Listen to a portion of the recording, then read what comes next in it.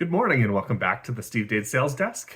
Today I have more of a funny story, probably one of the funniest things that's ever happened to me over the course of my sales career. This happened probably, I want to say about 6 or 7 years ago. I was training a newer salesperson to my team. We were going around, we had a couple of meetings with clients that were in person. On the way between the office or between one of those meetings and going back to the office, we decided we were just going to stop by one of our prospect clients and see if we might be able to schedule a meeting or somehow get in front of the right person. So me and this other person, he and I, we went in, introduced ourselves. We found the general manager. He said, "Hey, come on back, let's talk." So we go back into his office. In his office, he had like a little kids table and chairs, like the ones you see for, in like a kindergarten classroom, meant for really children. And he points over to it at the two chairs. He says, "Go ahead and have a seat."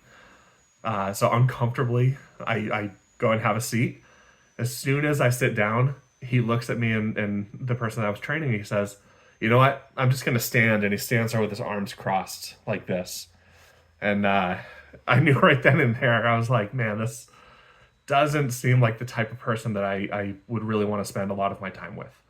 Um, in that point in time, it was actually really good timing for that to happen, where I had somebody training with me, because it really taught a valuable lesson to that person that, in sales, it's not always just about getting a win. It's not always about getting a client. It's not always about getting somebody to say yes to you.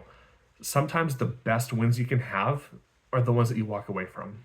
If we had pursued that further, number one, it wouldn't have been a true partnership. It wouldn't have been, a back and forth relationship. It would have been very transactional, and it probably would have led to a lot of, headaches and the feeling of I'm superior to you because I paid the bills to you. So a good lesson to be learned in a case like that is, if your gut is saying, I don't really want to work with this person, follow that instinct, take them off of your prospect list, say no before they have a chance to say no, move on to something a little bit better.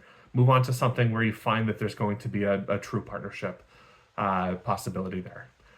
Tell me one of your favorite sales stories, whether you're the salesperson or a salesperson that was selling to you. I'd love to hear about them in the comments. Have a great day and let me know if you need anything.